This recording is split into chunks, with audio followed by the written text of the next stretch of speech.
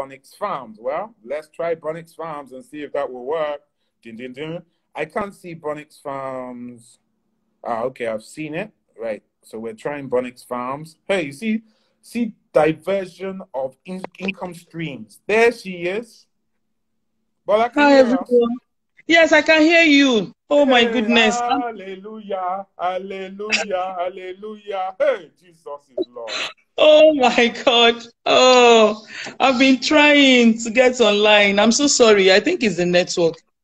I don't know what is happening, Yes, really. network So is good to see you, Uncle absolutely, Shola. How are you? it's crazy. I'm fine, though. You have made me become Okay. talker of life. I've been talking for the last 20 minutes, just talking all kinds of talk that I can talk. Hey, Jesus. And I'm here trying to join you on It's live great. too. It's great. Okay. So let's get straight to it. I'm going to go straight into an introduction. Yes. Okay. Bola Okolie is one of Nigeria's leading entrepreneurs in the event industry with over Mm-hmm. 26 years of experience. Bola has Oh, distinguished herself as a trailblazer and innovative thinker. She's a trained nurse. You see, I bet a lot of you didn't know that. She's a trained nurse and a graduate of the Obafemi Awolowo University. As the CEO of Bonix Drinks, he has pioneered many ideas that have become the standard in the drinks industry, as well as a must for events. Please welcome Bola of Bonix Drinks to Mahogany True Talk. Bola, how are thank you? you. I'm good. See how you're smiling, eh? Hey, money has not stopped entering your pocket. What is wrong with you people, eh? People don't understand what COVID. When they say to you, how is COVID? You try and be dignified and try and pretend as if it's affecting you. Say, yes, COVID is bad, but the money is pouring in. We are smiling, eh? No, actually, I didn't do much about drinks during the COVID. I was actually home for the Okay. first month, the first 4 weeks. I was home doing nothing until I decided to go out. My husband has a farm, so I had Okay. to like start making gari and fufu, selling it to people. But drinks in particular, I didn't do anything during COVID. I didn't do anything. I Hmm. switched business immediately. I Yes. switched. Yes, that Wow. was what I did. Yeah. It's good. Different streams Mm. of income. Is like I like it. I like it. As my Gege said, you are the drinks guru. So Oh my. we're going to talk to you about drinks. So first and foremost, Okay. okay, how did you start the business? I mean, I read that you sold drinks for your mother around Ebutumeta, Tejo Shop Yes. Market, and Oyinbo. But how I know did you that will. translate to owning a business like Bonix Drinks? Actually, I think initially when I started the business, I thought I was helping my mother, but eventually I helped myself when I was in school. I started by going to all my friends, anybody that maybe they have a baby in this house. I'll just walk up to them and I'm telling them that my mother has a Coca-Cola store. We can come bring everything to you. Then after serving or after the naming ceremony, we take back our bottles. I think that was how I started. Then I was helping my mother to sell, but eventually I helped myself because I now began to be known. People started calling me to come and give them drinks. Then that's how I started. I just started, and today, to God be the glory. So, most people hear drinks and they say, "What's the big deal about doing drinks? What's so I don't understand. So big." How did you create a niche for yourself in the industry? Because the way your mom used to sell drinks and the way you sell drinks they are worlds apart. They're completely different. Yes, they're actually not the same. When I started, it was, we used to do drums back then. Yes, And that's right. when we get to any event, they put us under the tree. They don't want to give us canopy. They only recognize the food people. They tell us that we should go and stay under the tree. I actually weathered through all. Mm-hmm. I really, really struggled to make sure that we're known. And I struggled to tell them that we are very, very important. If you eat and there is no water, there's no soft drinks or soda or something like that to wash it down, how will you feel? So I began to do the sermon, because I'll call it sermon. Mm-hmm. I actually went all out to let people know that drinks is very, very important. If you don't have drink in your party, then that means your party is not complete. Then all of a sudden, they started recognizing us. They will give us canopy to stay on that. Because I don't even understand why they started with that note in their head that drinks is not important. But I really put a lot of effort. I know that. A lot of effort before people can start recognizing that the drinks actually is very, very important. So when it comes to drinks, I mean, if you're among the top 3, if not the top 1, when people are looking for a drinks company to supply them, particularly for these big events, you do a lot of corporate events as well, you know, so you're highly sought after. But how do you, what I'm trying to get out of you now is, what do you do differently? How do you manage to create an amazing experience? What extras do you bring on? Because I don't believe it's just you bringing a waiter, having a tray, putting 6 bottles of canned drinks. You know, what extras do you do? Because I see some things where sometimes I go to a party and I started seeing, like, next to people's table or chair, a nicely decorated bucket with drinks inside of it, and you open it and close it. So what are the kind of things that you do? Okay, I think what I do basically is to look at the event. When you call me for your event, maybe it's wedding or it's birthday or it's a funeral, they're not the same. It's quite different. You having a birthday party and you having a wedding, it's not the same thing. I first look at the clients. Number one, can you afford what is like on my head that I want to bring down, that I want to like put on the table for you? When I get to their house, I tell them to call me the bride or the groom. I want to know the kind of person the bride is. I want to know, maybe, okay, it's you that knows your groom. His friends, do they know how to drink very well? What exactly do they like taking? I'll note that down.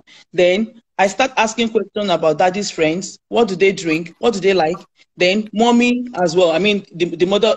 Right here in Africa, let me say in Nigeria particularly, parents are like important in weddings. They're actually the one doing stuffs. Yeah. They are the one going that you really, really have to make sure that they are satisfied. Then I look at the bride, I look at the groom. Then at the end of the day, I now sit down and think, okay, this is a wedding or a party of like 500 or 1,000 people. How do I make this party great? What will I do? Number one, when the bride is very, very stylish, I want to create an experience. And my experience starts from when you're coming in. When you're coming into my party, I have this experience that you will just like be happy that this is a place for me to be. You don't have to regret from the beginning, because when you come, the first thing we do is to hand you like a glass of either water, soft drinks, or juice. Or probably we can even, if the client is buoyant enough, we can start serving champagne right from the beginning. So at the end of the day, when you get inside the hall, that is when you're coming in. Then when you now get inside the hall, you still have a glass of something in your hand. Then when you sit in front of you, there is a bowl of all sorts. My goodness, that party, you don't want to leave. You are there. You are happy. Nobody is attending to you. It's in front of you. Kill yourself. Take what you want. Then, by the time we now start asking you, maybe we've moved on to like, we want to start serving the premium drinks like wine, champagne, and all those stuff. We now start asking you your choice of drinks. So I think for me, for my parties, it depends on the client, who they are. Who you are will make me think more that, okay, when after asking you so many questions, then I will just like get it straight away that, okay, this is what I'm going to do. So how much do you think your character, because my Gege says something, my Gege says you're a people person, you know how to take care of your guests. So how much do you think that is important in terms of the events that you produce. And then what happens at those events that you can't actually be there? So does that mean that people don't get that same experience because you're not there to bring your personality? Maybe from the beginning when I started this job, but over time I can actually have like about 2, 3, 4 events in a day, and you will still get the same experience because number one, I put everything in place very well. I'm a very organized person. If I have your event and I have another one, I might tell you in person that, okay, I might not come, but you are still going to have the great experience Bonix can give, because everything, me telling you I'm not coming, maybe during the event I'm not there, but maybe before the event I've been there and I put everything. Then the one that I am attending myself, I have this relationship with people. I can actually make you get drunk. I can convince you. I can be on you and I'm begging you. Then at the end of the day, you will just look at me and you will just take it from me. Anyway, let me just say everything is God. As Magege said, I have a relationship with people. Even if you have not met with me before, you're meeting me for the first time, you will be so comfortable with me because the way I'm going to be talking to you, the way I'm going to like ask you to have a drink, and you are still thinking. I've given you like about 3, 4 options. So out of 4 options, you will take one. There's no how you will not drink. So, okay, so you're always talking about the fun side of things and how you can help get people drunk and have a great experience. But I'm sure with all businesses, you have challenges. What are the sort of challenges that you face whilst running your business? A lot of challenges. Maybe I should start from the waiters, because sometimes like when I get a job, I've actually done it in my head. It's done already. But for people to now interpret what you have in your head, it's actually a problem. You have problems of waiters, as in how they want to interpret, because your own thinking might not be the way they are going to interpret the party for you. Then that's why you see me, I'm on my heels the whole day. I'm looking at them. I'm using my eyes to talk to them that, no, that is not how to carry champagne. That is not a wine glass. That is like a champagne glass. That, you keep, after training them so much, after having series of meetings, sometimes when you get to parties, they still make a lot of mistakes. But because you are there to quickly correct the mistakes. So those ones are challenges. They're serious challenges. And apart from the waiters giving you headache, like they don't really know, they don't interpret what you want properly. There's this problem of stealing. It's a lot. It's not only waiters that steal. It is not. Even my brother, even the guests. Wow. They will confidently, like openly, take some drinks, and they're telling you that there's nothing you can do. And they might even tell you to go and tell the clients that they want to take this away. And sometimes things like that, you don't know your next customer. They might even be your next customer. So you have to be like gentle, beg them, tell them they should please, you can't take it away because after the whole event, they're coming to count my bottles, please. You don't want them to say I've taken it away or maybe it's been stolen. You start cajoling them, you start begging them. So that's another challenge. It's a serious challenge. It happens to us all the time. Because so what happens if the person is really stubborn and says they are not letting go? What do you do? In that case, then you quickly notify the client that so person is doing this. Then you can have their approval that, okay, you can let go. Then no problem. You can go with it. But I'm very sure I'm not going to be rude. I'm just going to be like begging, persuading you not to go with it. But if you insist, then I'll just let the clients know that this person is a stubborn person and he wants to go with it. So I'll just like answer. So a lot of challenges. Then apart from challenges of maybe waiters and some people there that wants to be very, very terrible. We have maybe let me say outside the job now. You have problems of area boys that Really? really, really, really, yes, that really, really wants to come in, especially when the parties are big and the people that are doing the parties are like known people. Then they start giving you a headache that, oh, what's your business? You've been contracted, the money has been given to you. So now what they want to do is to start taking, they just want to have a share of it. They've forgotten that you are the custodian of this thing and you're answerable to your client.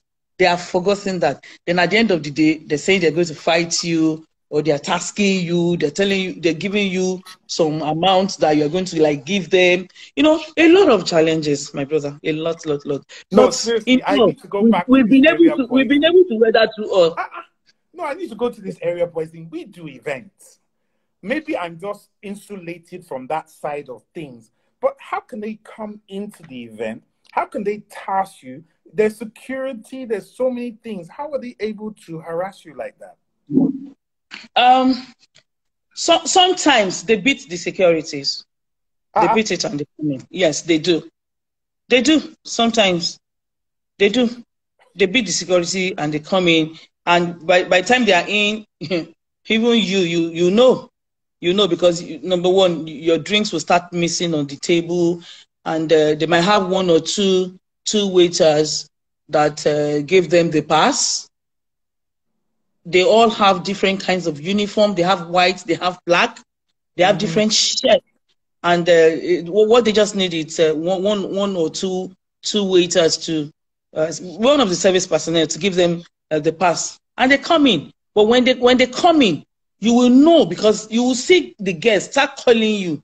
They're telling you that their wine is missing on the table, the champagne is missing. So then I stand and I start looking for like 5 minutes. I'm just standing because I need to figure out what is actually happening. A lot of times they beat the security. Wow. They beat it. Yeah. Because that was, I mean, you actually flowed into it. Because my next question to you was going to be about inventory. Because you must have a major issue in a business like yours with the expensive drinks that you buy and the stock. I wanted to know, how do you manage your inventory? Both, I mean, you've kind of spoken about it at events, but how do you manage it pre-event? Because, for instance, now, if you've got events on Friday, Saturday, Sunday, for example, you would have bought down your drinks from possibly the weekend before or Monday and Tuesday, and they're stocked in your warehouse. How do you make sure that they don't go missing? How do you know that the right amount goes out to the right place? Because you can't be everywhere. You can't be doing everything. In terms of that, to God be the glory, I have my husband with me. As in, it's fully on ground. Even sometimes he tells me to go and sleep, to go and have some rest. Because, the kind of drinks that I serve sometimes, or maybe the kind of client that God brings to me are like the people you can't mess with. Yeah. You can't mess with them. So my husband understands that. And let me just tell you, I think he's actually the one that helps me out in terms of that. Yes, in logistics, inventory. So do you have systems in place? Because there's a lot of people here that are not as big as you, that are either thinking of setting up their drinks company, or they've got a small company on the side, or they've been having problems. What are the sort of things that you put in place? Is it paperwork? Is it digital? Do you do stock takes on a regular basis? Yes, all those ones are in place. They are in place. I have a proper structure. I have like about 3 warehouses that where we store the beer and the soft drinks is different from where we stock the wine and champagne, and where we stock our chest, all those things. All my things like my let me say the glasses, the champagne glasses, and all the other ones. I have different places for them, and each warehouse has its own storekeeper. Do you understand? So people that are in my business have to know that I'm not saying people should have like 3 warehouses the way I have it. I've come a long way. I've had stock, so you cannot just be Bonix in one day. I started gradually as well. But if you are not well structured and you're not careful, everything is going to be stolen. You will not see them because we all have problems with the way some people think in our industry that, oh, okay, you've been paid, okay, we can steal this, we can take that. No, with me, I have proper structure. If 100 cartons of anything is going out, the storekeeper knows that is 100 because when the people I'm buying from, the company I'm buying from, when they come to give me the stock, they came with a paper. So I know what I've taken away. I know what is supposed to remain. So those things, it's not actually my own department. My husband takes care of the logistics for me and the stock taking and all those ones. He's an accountant. So he's been very, very good at doing that for me. So I don't know, other people might not have their husbands in their business, but I have mine in my business. So Bola, what's the logic of having a warehouse that has your premium drinks and a separate one that has like your beer, soft drinks and stuff like that? Why split them? Isn't that double cost? Isn't that more expensive? What's the logic behind that? Anyway, like I said, for me, the number of drinks I take, it's a little bit much. For example, if Coca-Cola is coming to supply me soft drinks, they can bring as much as 5,000. And if they're going to come and deliver the juices, it can be like 2,000. So, because I have them in like large quantities. Do you understand? So I have to make sure that these soft drinks, water, anything soft can be in one place for proper inventory. Okay. Proper inventory. Then for me having my stuffs like my bar, everything in another place. It's because those things are like big, they are heavy. I have like about 20-25 bars right now, and they're all big. So I have to store them properly so that they don't get termites might not just get into one and start eating up. Because I spent a lot of money making them. I brought some from America, I brought some from Canada, I brought some from Italy. So I all my stuffs, I want to make sure that they're all intact. Anytime I get there, I can pick them. So I have that storage separately from where the drinks are. That's why I have like about 3 warehouses. Okay, makes sense. I mean, I understand. I think people that are listening will understand that. But like Bonix is saying, it doesn't mean that when you first start, you need to go and get 3 warehouses. You need to no. You have to tread cautiously, step by step. Exactly. Now, one of the things I've always never understood is this. How does it work in terms of costing? So let me give an example. Okay.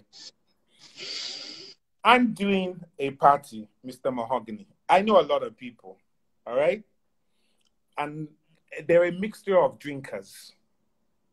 So some will do champagne, some are your Hennessy, some of the ladies might be vodka, Ciroc, stuff like that, okay?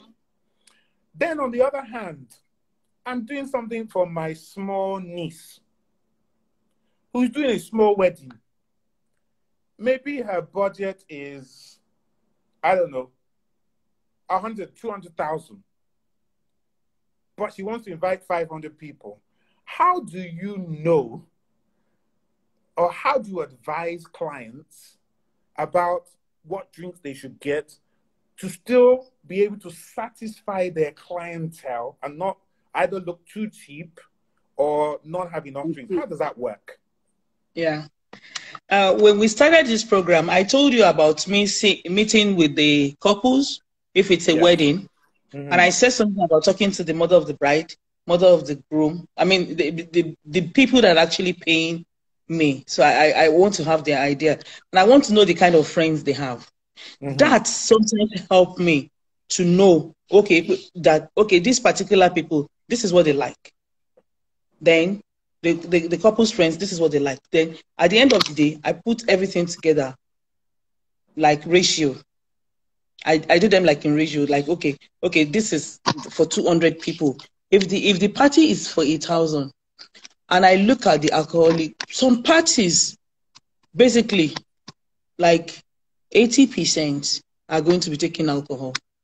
It might be beer, might be wine, might be champagne, and it might be spirit.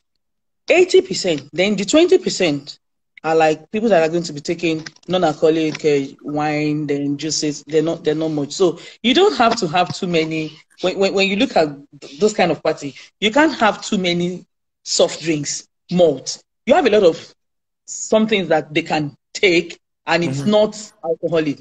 They can take juice, they can take non-alcoholic wine, they can take malt, they can go as low as taking soft drinks like Coke and Fanta. So those ones, you know that you have 4 things for them.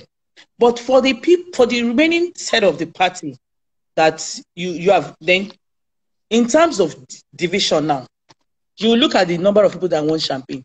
It's expensive. So at the end of the day, if you know, some tables can actually have like between 3 bottles and 6 bottles. Meanwhile, before you can do that, you would have seen or calculate the number of champagne or the number of the premium drinks that you have, and you look at the table. You look at the caliber of people that are there. You know that so person, I've met this person in a party, and only him can have 2-3 bottles. So in that case, what you're going to do is to make sure that you don't put 1 bottle in front of him. You have to use your sense as well, because you don't want to disgrace the person that gave you the job. You don't want to tell them that, okay, I don't have more than maybe 30 or 40 bottles for the whole party of 1,000. And you know that one person can actually have like 3-4 bottles. So in that case, what do? You will not put the bottle in front of him. You hold it. You tell a waiter to stand on that table, and you are topping the glasses so that it can go round.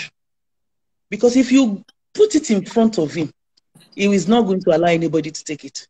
So you have to use your sense. In that case, that is when you see me. I'm watching, I'm calculating, I'm counting how many bottles have gone to that table. My goodness, when they call me, what will I tell them? When the clients call me and start shouting, what is wrong with you? My friends want champagne. Why don't you give them? I cannot say a word. But we both know that it's not that much. We have the number of bottles that we both know, but I'm not going to say anything. We are the one that takes all the they throw all things at us. But he knows at the end of the day, sometimes they call me to apologize that, whoa, Bonix, I'm so sorry. Ushi. I'll just smile because I know what you're doing. You can't tell them that you only you cannot have 3 bottles. So in such cases, you have to then. You can. Sometimes I go as far as giving them other options. Yes, I do that. I know you this is what you drink. But when I can see that you can't have as much as you want, and the party is like about 8 hours, 8 hours, then you see me calculating. I can't go to meet the person that gave me the job that the drinks are finished. I can't. So I have to manage. Then you see me giving you option. Maybe you are a star person and the star is about to finish. You can switch to anything. You can switch to maybe probably Budweiser. You can switch to Gulda. Then I start giving you the option. Then I start telling you, it's not that bad. Just try it. The only thing I just want to do is to get you drunk. That's the only thing that is on my mind. I need to satisfy you. I need to get you drunk, but it might not be what you want. Did I answer your question? Wow. Okay. So I understand you managing it. So, but how does it work with someone that has a small budget? So like their budget is really small. In fact, unrealistically small. Do you do those kind of events? And how do you manage it? Yes, I do. I do as small as 10 guests. Okay. In such cases, I charge you per head. Right. Yes, I do per head. So when you charge per head, Bola, would that include a little bit of alcohol, or is that just soft drinks? No, that's what I'm about to explain. That when you tell me what you want, maybe probably it's soft drinks, juice, malt, water, and maybe probably cocktail. Then I have a fee for that. The moment you start adding wine, alcoholic red wine, you start adding champagne, you start adding NSC, like the spirits, whiskey, brandy, and all those stuff. Your money has changed. It's changed. Then sometimes when they look at the amount I'm calling, they start telling me, they'll go, okay, Bonix, don't worry, we'll bring the wine, we'll bring the champagne. I'll laugh. I said, okay, it's fine. The only thing I'm just doing is removing the amount of the premium drinks, then charging you for the remaining things that I'm bringing with my service charge, transportation, and VAT. Wow. Okay. So we're coming close to an end, but I want to ask you, if I wanted to get into it, or anybody listening or that's going to watch the business, the video later, how does one get into the drinks business for the events like you do? So I'm not talking about being in a supermarket, buying and selling drinks. Do they need to get in touch with suppliers? Do they join an association? How does it work? Basically, it's even now that we're trying to gather ourselves together all over Nigeria. We have a platform right now that we're trying to know ourselves. It's not really an association. We have not gone to that, but we have like a WhatsApp group that we know ourselves, that everybody is in. Then in terms of supply, we have different suppliers all over Lagos, all over Nigeria. The people that are directly collecting the drinks from a brewery, from Guinness. But if you don't want to do that, we have people that have that. You can just go to them and buy. Then the market is open. We have an open market. We have the bonbon. But if you're not careful, you go to people that will sell the food for you. Yes. Yeah. So that's why. So if you want to go into this business, you need to ask questions. If you don't ask questions, you will just miss a lot of things that will be wrong with you, that will make you run away from the drinks business. But it's actually a very good business. Number one thing you need to do when you want to come into this business is to have passion. Passion. You have to be passionate about it. If not, you can't stay. When you see 1, 2, 3 bass you will run. Because there's a lot of bass in drinks business. It's so crazy. Everybody wants to steal it. Everybody. When they eat 1 plate or 2 plates of food, they're okay. But they can take as many as 10 bottles of drinks and they are still standing. They're cool. So number one for me is passion. You have to have passion for this drinks business before you can even join at all. Well, everything I says, I love to be added to the WhatsApp group. Please send her a DM and she'll send you the details of how you can be added to the group. I'm sure everything Ice and anybody else that's in the drink industry, but I'm sure you'd have to prove you're in the drink industry, or not that you're just there trying to get some information. So do that. So final thing that I want you to talk about, Bola, is anything that you want to talk about. So any advice you want to give to people, anything that you just want to say about the drink industry, about what you do, it's open to you. The floor is yours. Okay. I want to tell my people, especially the ones that are in drinks business, that please, this pandemic, COVID-19 pandemic has actually taught a lot of us a lesson. We need to have a second business. We can't just be doing only drinks. Look at us. For like 5 months, or let me say 4, we've been at home.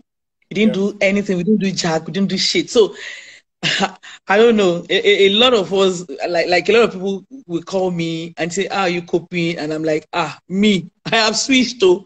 I'm a farmer now. So I want to employ everybody. Don't do one business, please. There are a lot of things that you can do that you know. We just have to have a plan B, and like another business, not only one.